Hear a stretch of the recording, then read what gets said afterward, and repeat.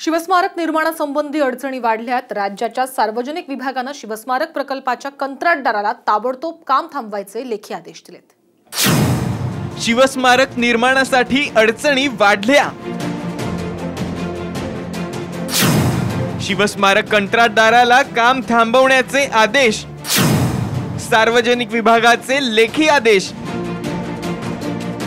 अरबी समुद्रातील शिवस्मारक निर्माणातील अडचणी वाढल्या आहेत। राज्याच्या सार्वजनिक विभागाने शिवस्मारक प्रकल्पाच्या कंत्राटदाराला ताबडतोब काम थांबवण्याचे लेखी आदेश दिलेत।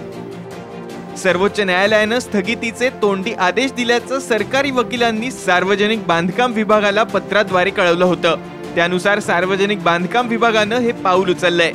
त्यानंतर तातडीने शिवस्मारक समितीची बैठक बोलावण्यात आली आहे। आमचे अधिकारी हे 3-4 दिवसांमध्येच इथं सगळी चर्चा करून माननीय मुख्यमंत्री महोदयाशी चर्चा करून दिल्लीला जातील, सिनियर काउन्सिलशी बोलतील आणि सुप्रीम कोर्टामध्ये अर्ज करतील की या संदर्भामध्ये लवकरात लवकर हिअरिंग घ्यावं, आमचं म्हणणं ऐकून घ्यावं आणि दिलेली स्थगिती तोंडी जी आहे ती उठवावी।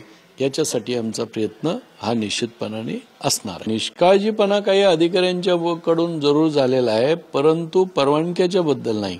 त्या परवानग्या व्यवस्थित आहेत हे सांगण्यामध्ये आणि त्याच्याकडे लक्ष न दिल्यामुळे ही आमच्यावर परिस्थिती ओलांडली।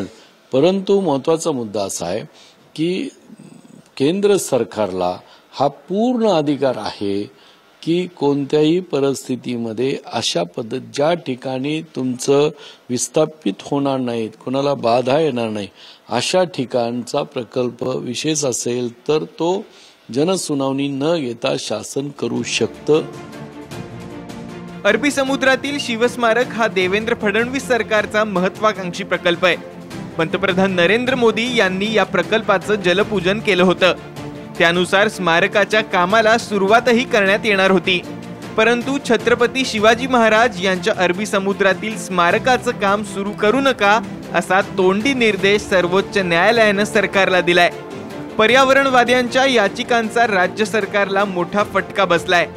या आदेशामुळे शिवस्मारक प्रकल्पाचं काम आणखी रखडण्याची शक्यता आहे। रामनाथ दवणे, साम टीव्ही, मुंबई।